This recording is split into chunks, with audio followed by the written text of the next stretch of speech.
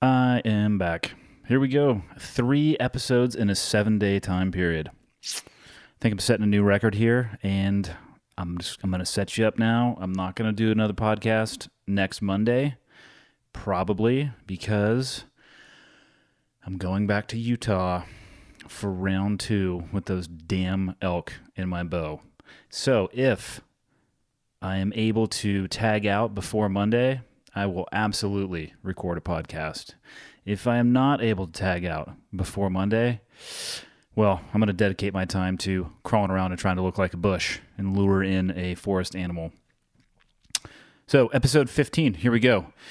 I put out a request on social media, and wow, thank you everybody who responded. I got some, what I would consider to be pretty dang good questions. A lot of these are military-based. And the majority of the questions actually were about the military. And I don't like talking specifically about the military, but I'm going to answer a few of them. But thank you to everybody who submitted the questions. It's awesome. This episode would not have happened without you. And to continue the thanks, I mean, in the last 4 days, I have printed shipping labels to probably every state in the U.S. I sent a shirt to a guy in the Czech Republic. I sent some shirts to Australia, to Switzerland, to France. It is awesome to kind of sit back and physically see the reach of this podcast. I had no idea. I still have no idea where this thing is going. I just really enjoy doing it. I really enjoy the fact that it forces me to sit down and really think about how it is that I feel and hopefully be able to articulate that. It's really cool. It's very rewarding for me, and I really enjoy doing it. And it wouldn't happen if people weren't listening to it. Actually, probably still would happen. I'd just be talking to myself. But it's cool that people are listening to it, and it's cool that people are kind of flying the colors all over the world. I'm getting pictures, and it's great. So thank you, everybody, and let's just dive right in. Cleared Hot, episode number 15. Oh, actually, I'll answer this question real fast. Somebody asked me about the audio that I use in between, the Cleared Hot audio itself. That is from an actual close air support, or CAS in the military, call for fire from a JTAC on the ground in Afghanistan talking to a flight of 2 A-10 aircraft. And from my understanding, those rounds were impacting extremely close. There is, each piece of ordnance that an aircraft has, whether or not it's a gun or a bomb, there's a piece of paper that lists minimum safe distance, where it starts becoming dangerous to people that you don't want to injure. And at some point, it becomes a danger close fire mission, meaning you're right at the limit of what you can call in, maybe even a little bit inside of it.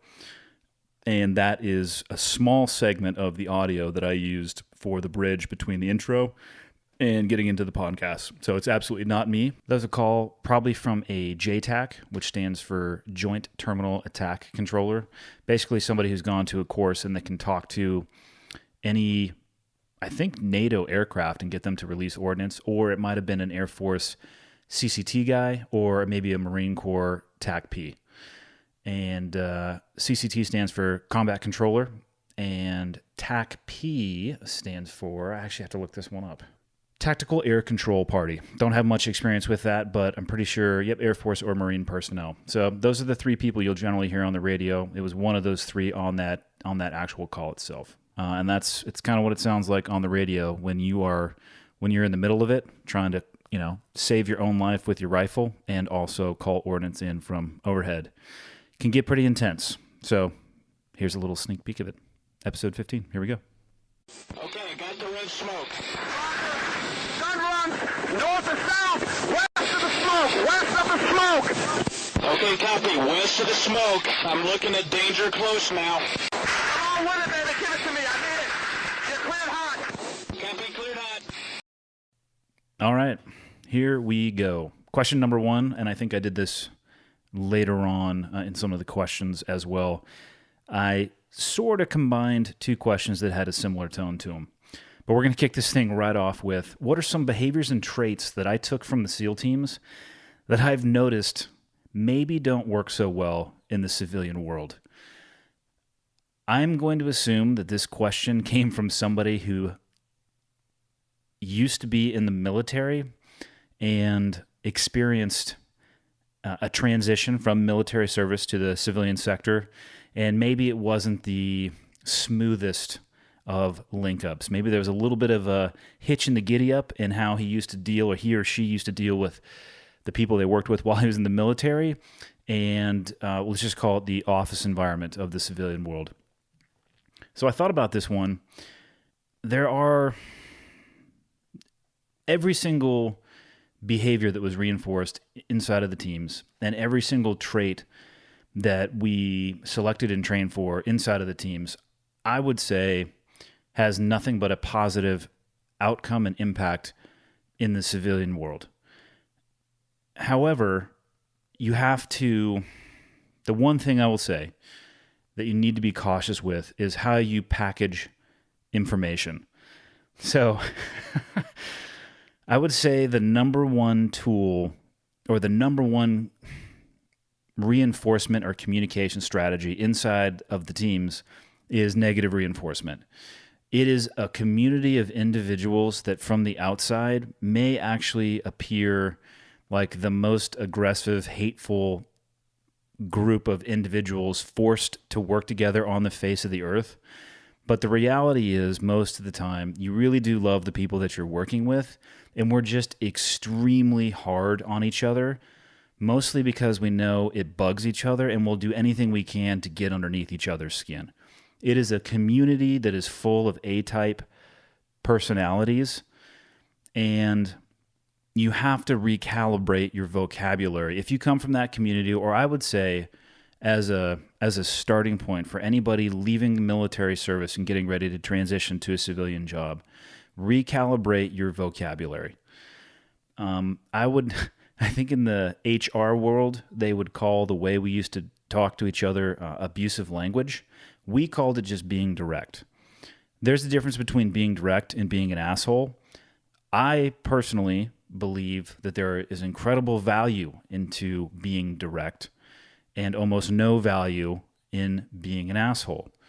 So if you're getting out of the military, I really don't think that anything that you learned, again, as far as the behaviors and traits, the structure, the work ethic, the discipline, the time management, all of those things. I mean, every job and every occupational career path that I had interaction with inside of the military, they had those things. So those aren't unique to the SEAL teams at all. So there are so many positives from military service that you can take into the civilian world that are going to put you on a rocket ship past some people that don't come from a community where those things are ingrained.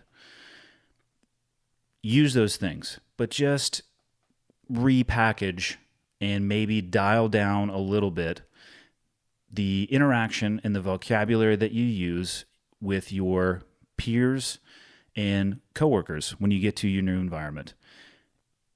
The most important stuff is going to be how you are at your job, but don't dig a hole with expecting everybody to understand who you are and why you're speaking the way you are, because you come from a different background. So recognize that and adjust yourself to the situation that you're in, and then let your work ethic and all those things you learned in military service, let those things get you on the express train. And in addition to that, grab as many people along the way and teach them. If they don't have those kind of core values that each military service does, try to impart those things on people. Teach people those lessons. They're awesome. There's no negative consequence or downside to learning those things. So to caveat that first question, I got another one that said, how do you make people you work with better? And for the person that asked this question, I want you to go back and take a look at that. How do you make people you work with better? And my answer is you can't make people do anything long term. You can make people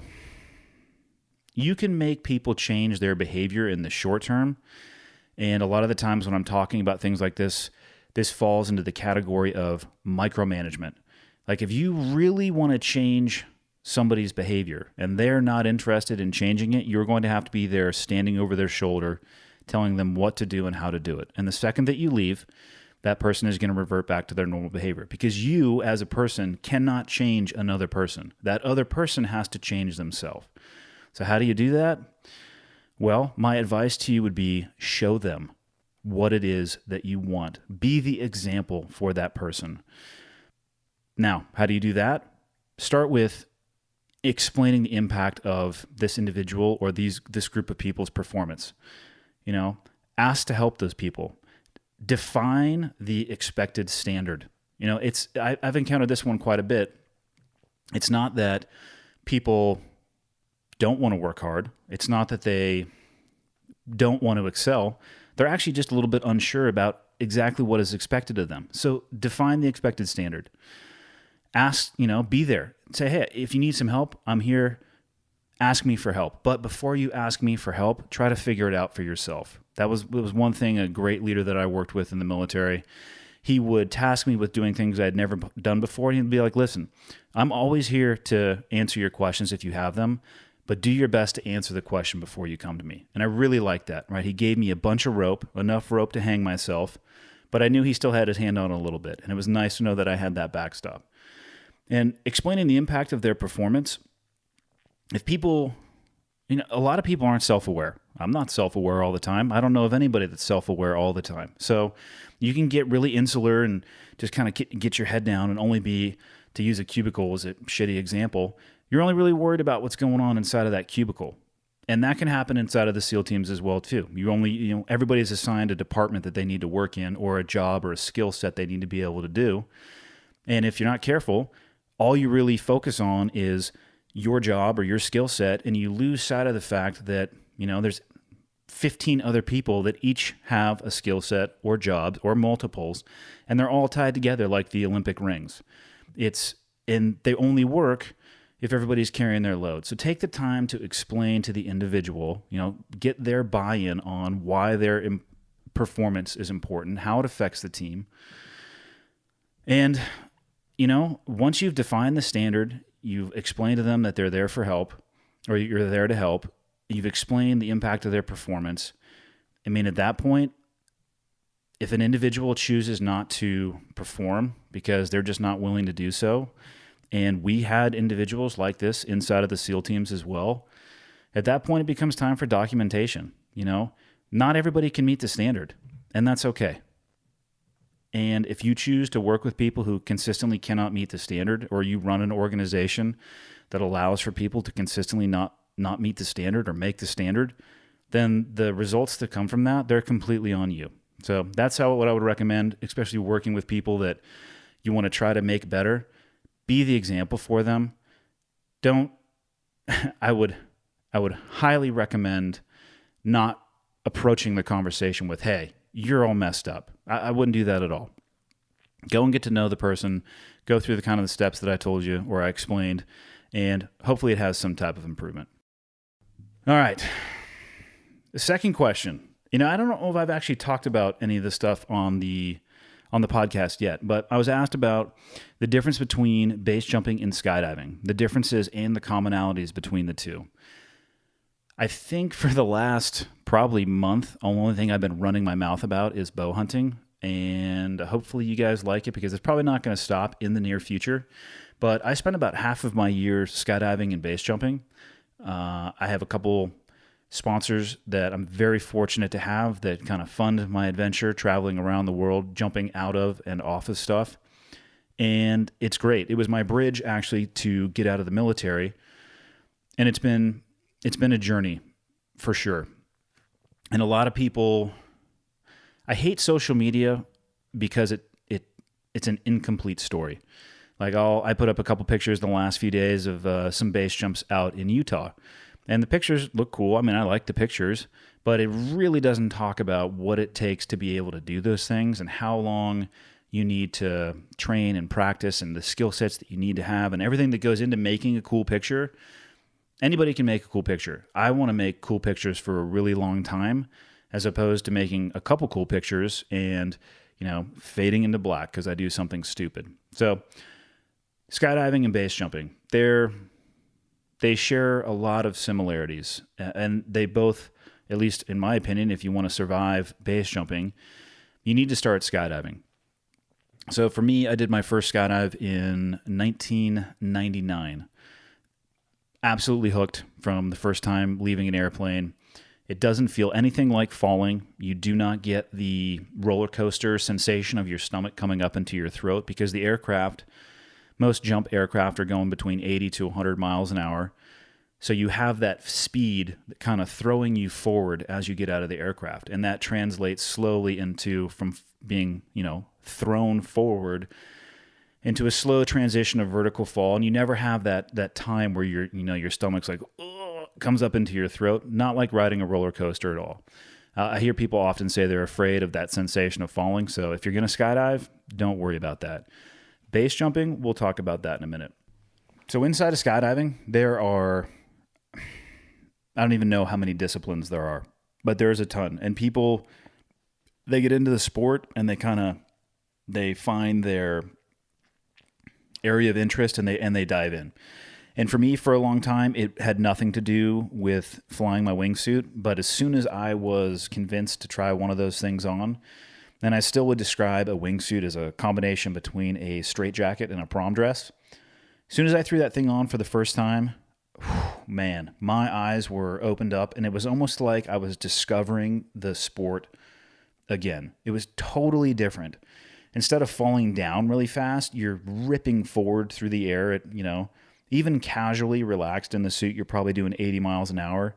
If you really point your toes and drive your shoulders up and flatten those suits out, you can probably do 120 to 150 miles an hour, and your face is leading the way.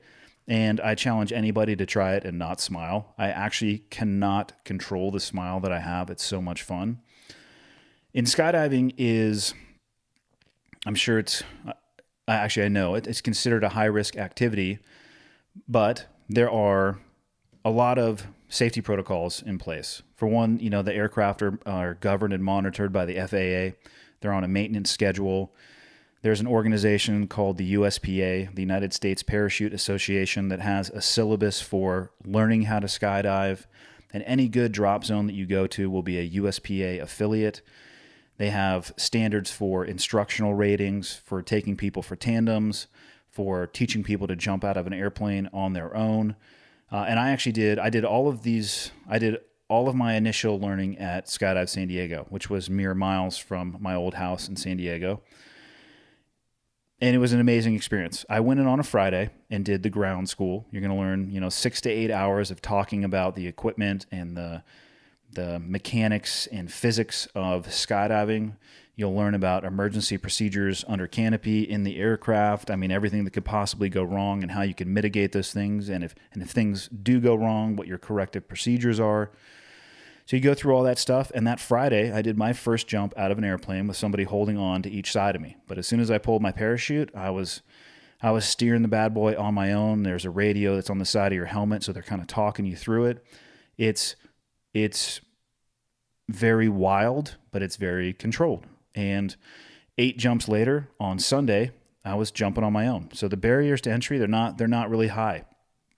As you get into the sport, the barriers to entry, they get a little bit higher. You need a certain amount of jumps to get certain ratings. You need a certain amount of jumps before you put a wingsuit on.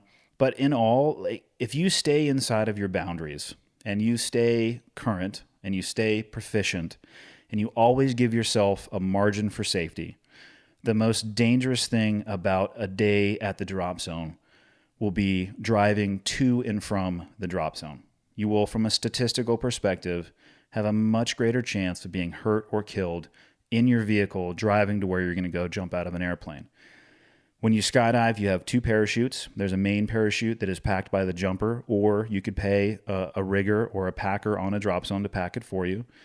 And the reserve parachute is packed by an FAA rigger. The cycle is now every 180 days, whether or not you use it in an emergency or it just sits there in the back, in the trunk of your car, which I actually don't recommend storing a parachute in. But if it sits on a shelf for 180 days, it's unpacked, inspected, and repacked by an FAA rigger. And there's also an automatic activation device, which is a small computer with an explosive charge attached to a razor blade. And that computer is constantly monitoring your altitude and your velocity. And if the criteria is met for a certain velocity at a certain altitude, the charge goes off and the razor blade cuts through your reserve closing loop and your reserve fires. And I think those systems have hundreds of saves, if not maybe over into 1,000. So that's kind of the basis of skydiving. When I think about skydiving, I think about jumping. It's obviously out of an aircraft, could be a helicopter, a hot air balloon, or an airplane, but you have altitude. And with altitude, you have time because you can deal with anything that could happen before you actually impact with the terrain. Now, base jumping is similar in the respect that you're wearing a parachute if you want to do it more than once. And for me, when I base jump, most of the time I'm wearing my wingsuit as well. So it's the same wingsuit that I skydive in. The parachute is completely different though. One of the big things about base jumping, and if you have no idea what I'm talking about, the acronym stands for Building, Antenna, Span, and Earth. It just means jumping off of a fixed object. So and when you do that, you're going to get that feeling in your stomach where that first 4 seconds you leap off and there's no resistance and I'm not going to say you're trapped, but regardless of what you do with your body, there's not enough airspeed for it to deflect off of your limbs. So you're kind of just, you have what you have for the first few seconds, especially in a wingsuit as well. So the differences between skydiving and base jumping, the similarities like I covered, there's a parachute and for me, there's generally a wingsuit. Now on a base jumping parachute system, there no longer is 2 parachutes. So you're on a single parachute system and that parachute is packed by the jumper. So I can pack a skydiving parachute in probably 5 minutes with my eyes closed. Half the time I don't even remember doing it. It's very rote and it's not complicated. And that's not an impressive thing to be able to do it in 5 minutes. If you can fold a t-shirt, you can pack a parachute. It's really not that hard. Now on the base jumping side of the house, that thing is packed almost like a reserve and it takes me on a good day 30 minutes. And if I really want to get in there and be precise, 45 minutes to an hour. But it's the only parachute that's on my back. If that thing malfunctions, I'm going to have a really bad day. So I take my time. And when it comes to, the differences between skydiving and base jumping, when you jump off of a fixed object, you're not going to have as much clearance from the terrain. So therefore, you're not going to have as much time. I wouldn't say that I hesitate to say that base jumping is advanced because I don't want to make it into something that it's not. It's just definitely different. And the risk level associated with base jumping, the fact that you are closer to objects, the fact that you have less time, and the fact that you have one parachute, that needs to be taken into account when you're going through your thought process as to whether or not you want to start doing this activity. I just tell people, go into it with your eyes wide open and don't take it lightly. Base jumping is awesome until it's not. Everything it's an amazing amount of fun until it isn't. And the switch between being fun and not being fun can happen in literally the blink of an eye, and you have to be prepared for that. So they're very similar, and base jumping is built off of skydiving proficiency. And before I go do a base jumping trip in Europe and fly my wingsuit, I go jump out of an airplane a bunch and get used to, I stay current, but I get very comfortable in what it feels like. And then I take that currency and I take it to cliffs that are very overhung with a lot of room to correct for errors, and then I slowly reduce that margin as I start feeling better. But I always leave myself a buffer of safety and a cushion where I can get out and get away if I need to. So honestly, I recommend skydiving for everybody. Base jumping, that requires a little bit more commitment. All right, the third question, I would say this one's about situational awareness. So the question itself was, what were some methods used in the SEALs to tackle tunnel vision during intense operations? So this question, he said he was a firefighter and he needs to deal with this when rolling up to a large incident. So first and foremost, what I would say is for the person asking this question, you've taken a step in the right direction, right? You understand the danger of tunnel vision. What I mean by tunnel vision, I guess one of the best ways to think about this If you've ever been in a fight, or if you can think back, hopefully you haven't been in a lot of fights, but if you've ever almost gotten into a physical confrontation, if that is something that is new to you, what you're going to realize is as that event kind of gets closer, the world around you shrinks. And before you know it, the only thing you can see is the person right in front of you. And it gets really dangerous because I've seen this happen time and time again where you're so focused on the person directly in front of you. And in the teams, we would talk about it as looking through straws, like soda can straws. That's all you can see, but the rest of the world is still going on outside. And I've seen so many people get cold cocked because their tractor beam locked into somebody right in front of them, and they don't have the awareness to realize and see the shift in the environment that's going on around them.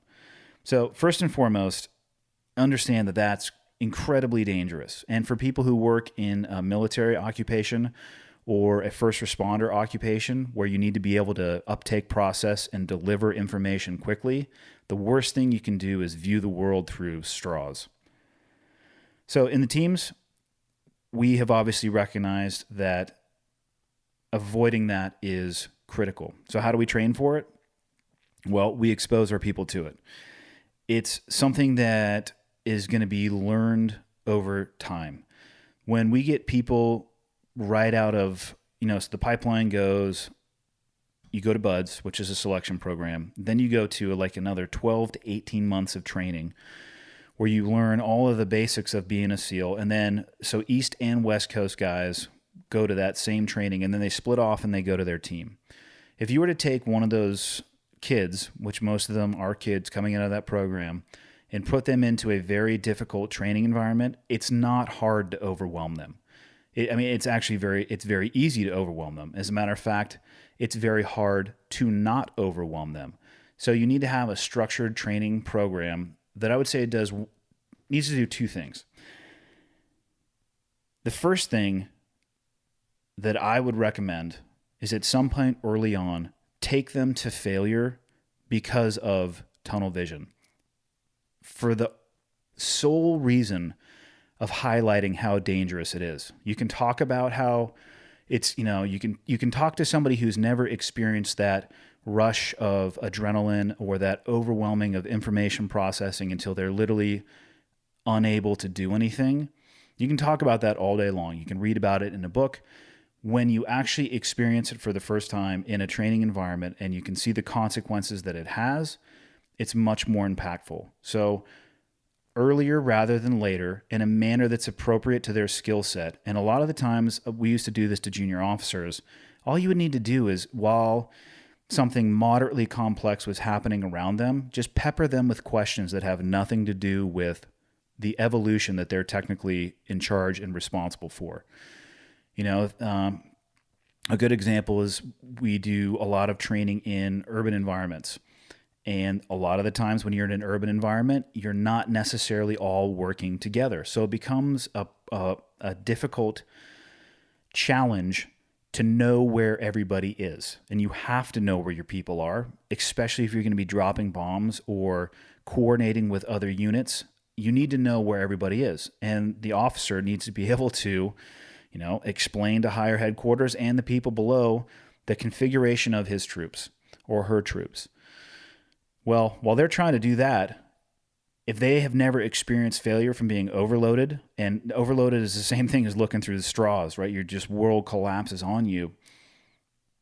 It's hard to see that insidious creep.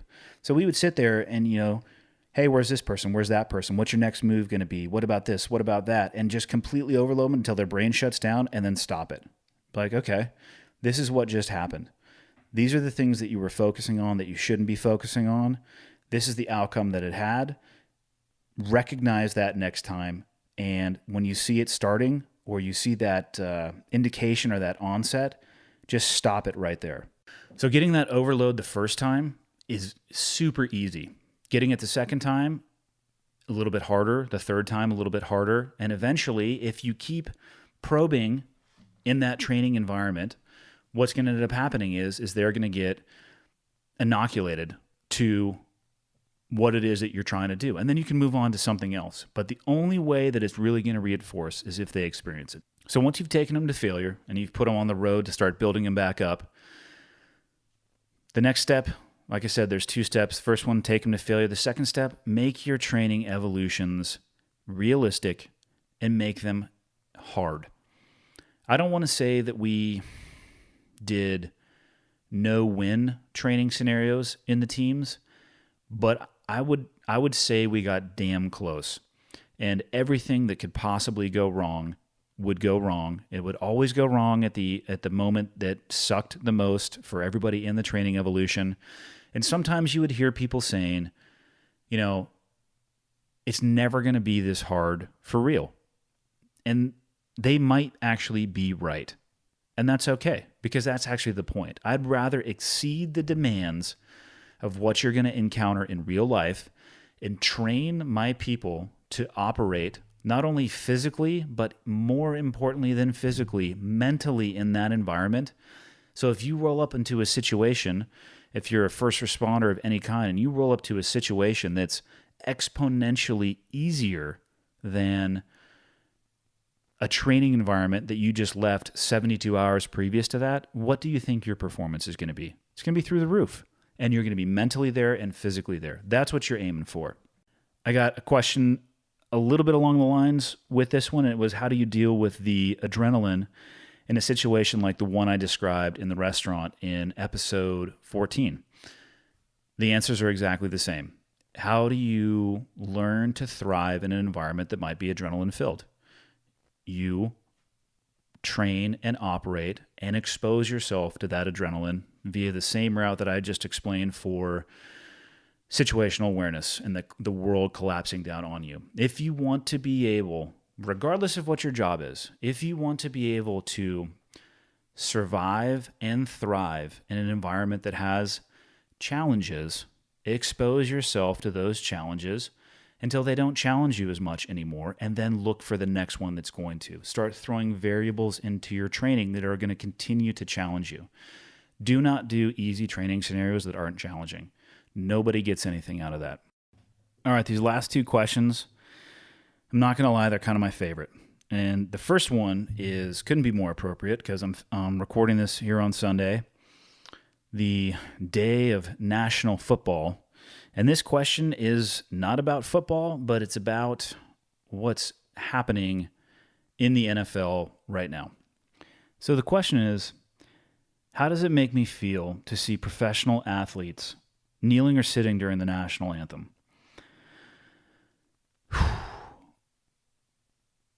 I have a lot of feelings on this one. And I guess I should have started this podcast by saying, anytime I talk about the military, I can only speak for myself. I speak from my experiences and I speak from the things that I have seen, but I in no way, shape, or form speak for other veterans or other people who are serving. And I obviously in no way, shape, or form speak for the military. So if you're asking me my opinion on this as somebody who is a veteran, I don't like it. However, I think they have every right to do it. And I don't think it's a controversy. I first and foremost wholeheartedly support people protesting. I absolutely believe that it is essential to be able to voice and express how you feel. And the only asterisk that I would put on that, and I guess this asterisk would be a hope that I have. I don't think it's a requirement, but I would hope that people who choose to protest have an understanding of how their actions help achieve their end state or the end state that they're protesting for. So when it comes to the NFL and I see people who are making millions of dollars a year choosing to take a knee at the national anthem, it makes me wonder. It makes me wonder, what are they doing when the cameras aren't rolling? Because it's really easy to take a knee for 2 to 3 minutes on a Sunday. What I'm interested in is, what are you doing with the rest of your time? Are these people meeting with town and city leaders? Are they meeting with law enforcement and trying to develop a better understanding of what that occupation actually requires? Are they donating their time to troubled neighborhoods?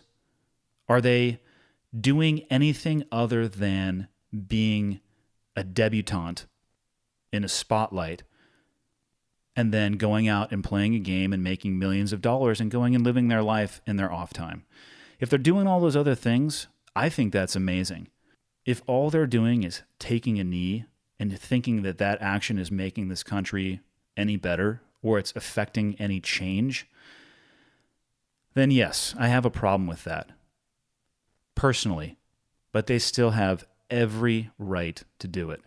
You know, rights, the rights that we have, they're not defined by whether or not you find them being exercised as distasteful. Do we want to live in a country where you can't exercise your rights? Because I can tell you right now, having spent time in countries where a difference of opinion could be a death sentence, we don't want to live like that. Probably the most common thing that I hear is that the act of taking a knee during the national anthem is a disrespect to soldiers, specifically those that fought and died for the freedoms that we have. So before I say anything else, let me just say this. The flag could be my favorite thing.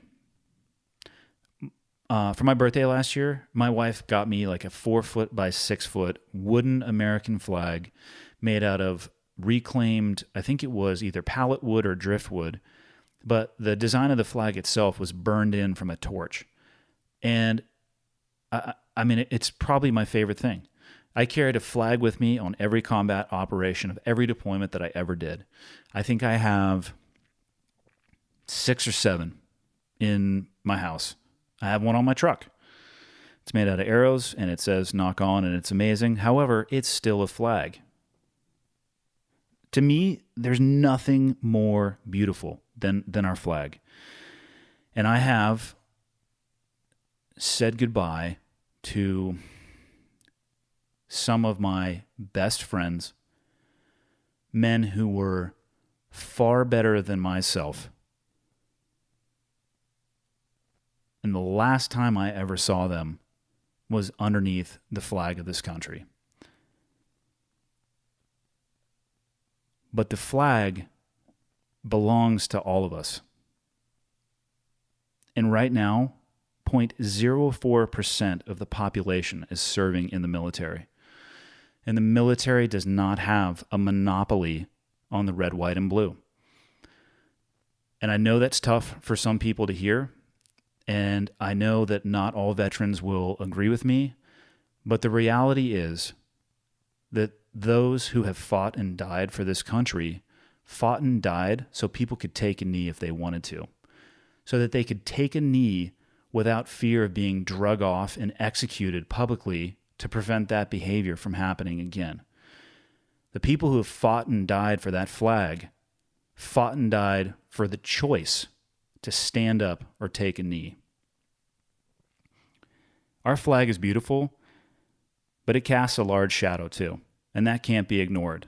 I understand that this country is not perfect, and we need to accept our imperfections and address them head on, instead of just looking at the flag, waving in all of its glory on a sunshine, beautiful day, where again, there's nothing more beautiful. But if you look down on the ground, there's a shadow, right? And that has to be addressed. I don't appreciate the action that they're doing, but I'm thankful I live somewhere where it can occur. So like I said, I don't like it, but at the end of the day, I look at people who play in the NFL, they're performance artists.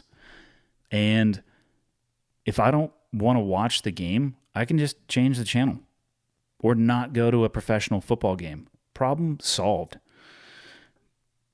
In addition to that, what I would recommend, and if you really want to make a difference, don't idolize people who wear their names on the back of a uniform. Spend your time supporting the communities that wear their names on the front of a uniform. And if you're wondering who those people are, those are the people that are serving you. When you have a shitty day and you need help and you call 911, those are the people that show up. Every military uniform has got the name tape up front. Police, fire, law enforcement, first responders, they all have their names up front. Support those communities. Those are the people that are serving. Those are the people that are answering the bell. And those are the people that are stitches that hold this country and that flag together. All right, final question. I'm very glad that this question was asked because I think it's very important. And it read, "It seems like SEALs and other Spec Op guys never have PTSD. They always seem on top of their game, sharp, smart, etc." Now, in addition to this question, I actually received an email probably no more than 48 hours ago from an individual who reached out to me also with a question about post-traumatic stress, but from somebody who was watching a friend from a distance and who was concerned. And their question was, how can they help? What can they do? So I'm going to try to answer both of these things. Like I said, I'm very glad that this question got asked. Let's start with this. SEALs and Spec Op guys, they're not always on top of their game. They're not always sharp. They're not always smart. It is an issue inside of the community. And it needs to be addressed and discussed.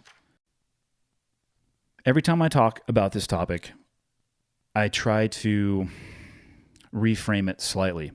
So I have a problem with the term PTSD. Obviously, it stands for post-traumatic stress disorder. In my opinion, it is not a disorder. And if you want to make people very hesitant to talk about something they might be dealing with, stigmatize it. Call it a disorder and see what happens. They're going to shut down and not reach out when they potentially need help. A disorder is something happening when it's not supposed to happen.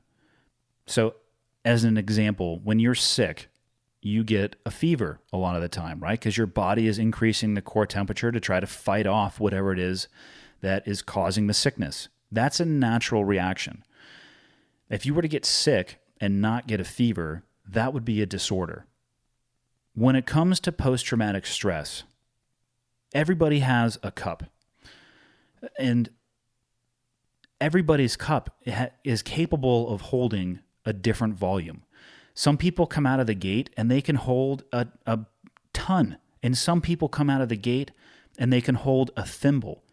But everybody has a limit as to what they can tolerate. There are things that you can do to increase the volume of what you're able to tolerate. Training and exposure are great examples of this. I mean, think about emergency room doctors. They probably see enough trauma on a day-to-day basis that would put people into counseling for the rest of their life. The ER docs that I've been exposed to, they are extremely calculated and they're extremely professional and they can deal with it in the moment and it doesn't attach anything else to them because they're highly trained and they've been exposed to it quite a bit. So they have increased the volume of what they're able to tolerate. When it comes to the training, hyper-realistic training helps. And another thing that we did a lot of in the SEAL teams was force-on-force training. You know, shooting at paper targets, it's good for working on your shooting mechanics, but I don't think it truly prepares you for a three-dimensional gun range. When we did force-on-force training, it was realistic, and it hurt, and it changed behavior. But it also, I think, slightly increased the volume of your cup. You could tolerate a little bit more without it spilling over the top. And one big difference, I will say that I think the instance of post-traumatic stress in the special operations community is less than probably the conventional military because of the differences in jobs and roles. There's a difference between going out the door and seeking and expecting violence and being somebody who is in no control of when they encounter violence. Every time that I was putting my body armor on and we were going out to action a target, I expected violence behind every door. And then I would come back from that and watch conventional military units tasked with patrolling IED laden and stricken roads in both Afghanistan and Iraq. And their job literally was to show a U.S. presence on these roads. And it was a coin toss as to whether or not their vehicle was going to vaporize or they were going to make it home to do the exact same mission the next day. No control, sitting in a vehicle, just waiting for the world to explode on you. The difference between those two things, in my opinion, has a huge impact on your body's reaction and ability to tolerate those stresses. And there's a couple things, too, when it comes to the cup, right? It's not all about how much it can fill up. It's also how much can you drain out before it spills over the top. And there's some things that you can do to help with that. First one is decompression time, right? Just taking some time off. The second one, and the most important one, in my opinion, is a support network. And that might be close friends, and it might be family, and it might be the people that you work with. But it's a matter of managing yourself, because nobody really knows how much you can take other than you. And it's managing how close you are to that spilling over and creating problems. You know, to be honest, if you were to ask me for a precise definition of what post-traumatic stress is, I don't know if I'd be able to give it to you. I know that there's clinical terms for symptoms, but I don't have a great explanation other than it's residual from past experiences that are impacting your now. And by impacting your now, they're impacting your future. There's consequences to violent and traumatic occupations. There is an inherent burden that comes with those jobs. And that burden can only be borne by the individual. It can't be carried by others. And it's surprising, I'm speaking from my own experience, it's surprising for me the things that have stuck with me and the things that have not. So I'm going to give you an example, and the only reason I'm going to use this example is I've written about it on my blog before. If you're like ever super bored or constipated on the toilet and you need something to read, surf over to confessionsofanIdiot.com, knock yourself out. But it's not always about long, crazy 15, 18, 24 hours in combat, and that just, it changes you for life, you know? For me, I've been surprised by the small moments of time that have stuck with me for years. So here's an example. And I'm going to give you this example. And then at the end of the example, I'm going to give you 1 second to make your mind up, because that's how much time I had to make in the moment. So long time ago, over 10 years ago at this point, actually coming up on almost on 15 years, we were in Afghanistan doing what we did. We had identified a target that we wanted to go action that night, and at the time, the safest way to do this was to park a distance off and walk in, kind of surround the objective, get some people onto the roof so they could look into the courtyard, have some people make entry into the courtyard, and just do our job. My particular role for this evening is I was walking point, which means I was the first person in the patrol. I was responsible for navigating us to where we needed to go. And then from there, I was going to go up and be part of a rooftop security element. The patrol was very easy. It was kind of down a dry riverbed, so it naturally led us in the direction that we wanted to go. The village was very visible. It was the only one in the near area. The entrance that we wanted to take also very easily identifiable, and so was the building. So we got there, no problem whatsoever. We as in myself and one other guy, set a ladder up against a wall that would give us access not to the courtyard that we wanted to be in, but to the courtyard adjacent to the one we wanted to be in. I went up the ladder second. My buddy went up the ladder first. As soon as he got over the ladder, there happened to be an individual sleeping on the roof, which is not uncommon in the summer months there. He was covered up in a mosquito net, and he kind of like sat up and, I don't know, honestly, he kind of looked like a ghost. It was quite hilarious in the moment because he was just like, his arms were waving around a little bit, and it looked like a guy kind of wearing a bed sheet. So my buddy grabbed him up and proceeded to get into a wrestling match. As I went over the wall and got onto the roof of the compound that we were going to be clearing, visually cleared the courtyard. Everything went as we had briefed it to go. You know, the courtyard door opened, everybody came in, and I was watching the courtyard that my teammates were in until they had made entrance into every one of the doors that were available. And at that point, there wasn't much for me to do in that particular courtyard because all the real estate was owned. So I did a 180-degree turn. And at that point, my buddy was having a pretty hard time containing the guy in the mosquito net. It's amazing how hard people will fight and how much strength they can find when they're scared to death. So he had called for an additional guy to come up the ladder. Right before I turned around, he made that call, which kind of piqued my attention a little bit. So I turned around and looked at the courtyard that was originally at my back. And what I saw from a distance on the far wall was a shape running up the stairs from my left to right. And all I could see was that shape coming up the stairs with an AK-47 at the low ready. And he was going to have a shot on my buddy in probably 5 steps. So there's the scenario. What are you going to do? Time's up. Okay, so I had 1 second to decide what I was going to do. And in that 1 second, my weapon got shouldered, came off the safe, the laser was on, and I started shooting that individual until he stopped moving and fell backwards down the stairs and never moved again for the rest of his life. I had about 1 second to make that decision.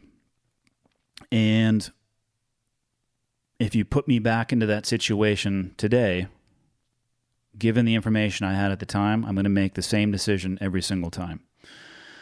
Now, in the moment, I do remember thinking back that the shape looked not like a full, like it was slightly smaller than normal, but I just assumed it was the distance. And come to find out later on, because obviously we then cleared that courtyard as well, the individual that I shot was probably early teens. And the weapon that he was carrying had a loaded magazine, and he did not have a round in the chamber, meaning if he had pointed the gun at my friend and pulled the trigger, it would have gone click. So what happened was that the father was sleeping on the roof, and his son heard his dad call for help. And he grabbed a gun, and he was going up to aid his father, and made it about halfway up the stairs. Now, that was 1 second of my life. And I think about that kid probably nearly every day. And I think about that kid nearly every day, and not even necessarily in a negative manner, but I think about that situation every day because I have sons that bracket his age. I think that kid was probably the age right in between my 2 boys. I have a boy who's turning 14 in about 2 weeks, and I have a boy that just turned 12. And I understand why he was doing what he was doing. And I understand and intuitively know that if my sons heard the same thing, they would do the same thing. And in an instant, I changed the story arc of a family's life. And it's not that it bothers me, but that will be with me for the rest of my life. And that's the burden. 1 second of your life that you'll think about every day for the rest of your life. And when I was retired from the military, to become military retired, it's all based off of largely paperwork. I mean, obviously the paperwork is based off of things that have happened to your body or experiences that you had. But they sent me for a month out to Bethesda, to a place called NICO, the National Intrepid Center of Excellence. And by far the best medical treatment I've ever received. And the reason it was so good is that it was all inside of one building. So if you needed blood work, it's the second door on the left. If you needed audio work, it's the third door on the right. Full spectrum, all-encompassing medical treatment. The best by far I ever had. And I told myself when I went there, the one thing that I was going to do, and I knew that they were going to do, is conversations with psychiatrists and psychologists. And honestly, I don't know the difference other than one prescribes drugs, and I don't think the other one does. But I was just going to answer honestly the questions that they had. And then after being medically retired, you have to go through a rating system in the Veterans Administration, the VA. And the same thing. You have to talk to psychs and shrinks. And I answered the questions honestly. And some of the questions, it's not like, hey, do you have a gun and you're looking at it every morning wondering whether or not you should kill yourself or continue on with your day? It's, do you have thoughts about things from, your time in the military service? Yeah, sure, I do. Do you have the desire to beat people to death when they cut you off in traffic? Of course I have that desire. I don't act on it, but yeah, I go from 0 to 10, or I have the capacity to go from 0 to 10 sometimes, and it's something that has to be managed. So I answer their questions honestly, and what it terminated in is they gave me a diagnosis of post-traumatic stress. And I don't know what that means, other than I have residual from my past experiences. And I don't know if it's ever going to go away. I don't think it's ever going to go away, but I really don't know. And, you can call it whatever you want to. You can call it a problem, or you can call it, you can call it your demons if you want to. But the grips that I've come to is that I need those demons because they drive me to make sense of what it is that I used to do and to create positivity out of those experiences, to take it from something that could easily take me to circling the toilet bowl to hopefully helping other people never get to that place or help other people make their experience in their life better. Those demons drive me to be positive. I need them. I want them. They're a part of who I am, and I just keep tabs on them. The only reason I bring that stuff up, and the only reason that I talk about myself, is because I know a lot of people don't want to. There's like some type of negative connotation of having some baggage associated with being in the military or experiencing combat. And put it down. You don't need to have it. There's nothing wrong with being human and understanding that, yeah, you're not made of this unobtainium armor where there is no impact and there is no effect.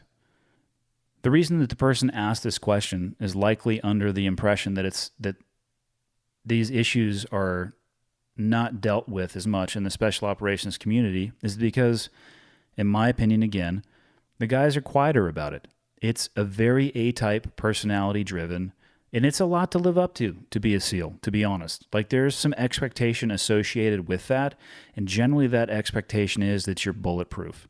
But believe me, from my own personal experience and the things that I've seen, we're all human and we all deal with it in our own ways, but it has impact and effect on every single person. So with that, it gets me to the second part of what I open this with is, what can you do if you see somebody or you know somebody that you think is struggling with this? So what I will say about that is this.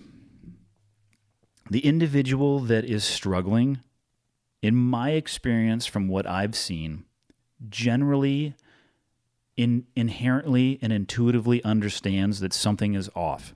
And very, very often they are hypersensitive and hypercritical about that. So you have to approach this issue with extreme caution, and I would almost say extreme compassion. You may get, well, first off, don't do this. Don't go up to your friend and say, hey man, you're fucked up. All right, that's not the way to go with this. You may get from somebody, hey, you won't or you don't understand. Like, I can't talk to you because you're not going to understand. And the response that I would recommend that you go with is something along the lines of, you're right, I don't understand, but I love you and I'm worried about you. And that's a hard thing to say from one guy to another guy. But guess what? It's harder to be at a funeral. So if you're in that spot, do something about it and reach out. There's some complexities when it comes to service members dealing with these issues, because the underpinning point that you have to remember is that the service member has to want it for themselves. You cannot do it for them. And it's 2017. There's millions of dollars, if not billions of dollars, waiting to help. There are hundreds, if not thousands, of organizations that are standing by, ready to help. But no one can do it for you. And asking for help is not a sign of weakness, it's a sign of strength. And I personally know some guys who didn't reach out for help because they didn't want to be defined by a diagnosis. So don't be. Deal with your issues, deal with your shit, and then move on. Just like you shouldn't be defined by a job title, you shouldn't be defined by a diagnosis either.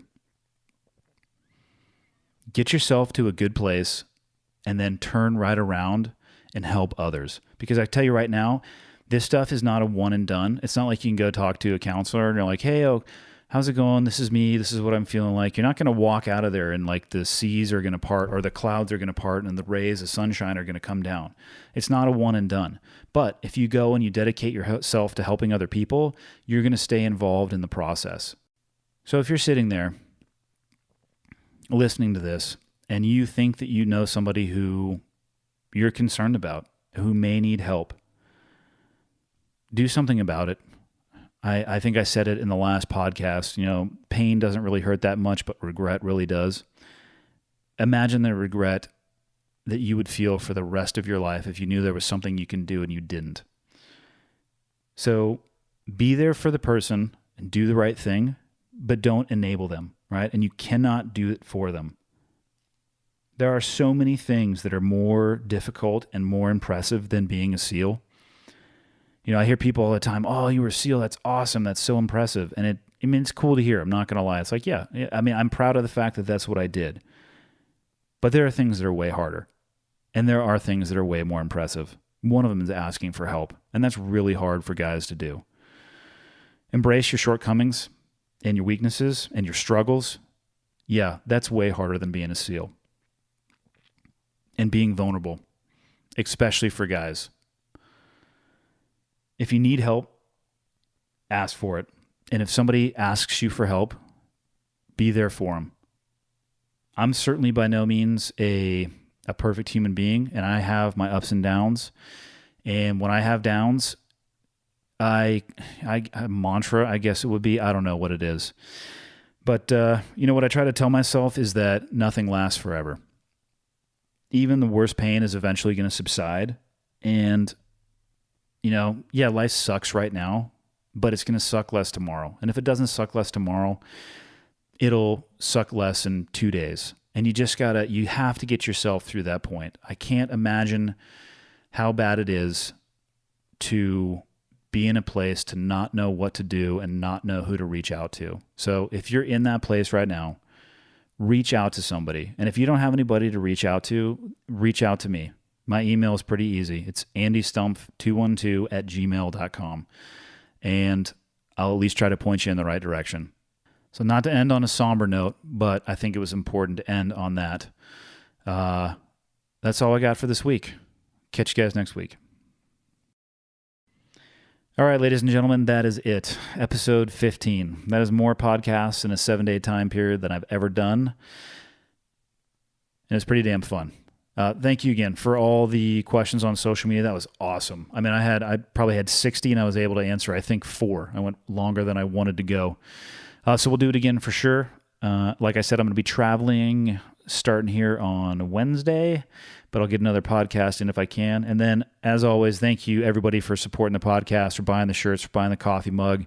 It's awesome. If you guys have them, please take pictures and post them on social media and tag me in there. I want to see these things in the wild. And if you're enjoying the podcast and you haven't written a review, do me a favor and write a review on iTunes, good, bad, or ugly. I want to hear what you guys have to say. And if you have a suggestion for improvement, well, don't be a quiet little church mouse. Open your mouth. Let me know what you think. Later.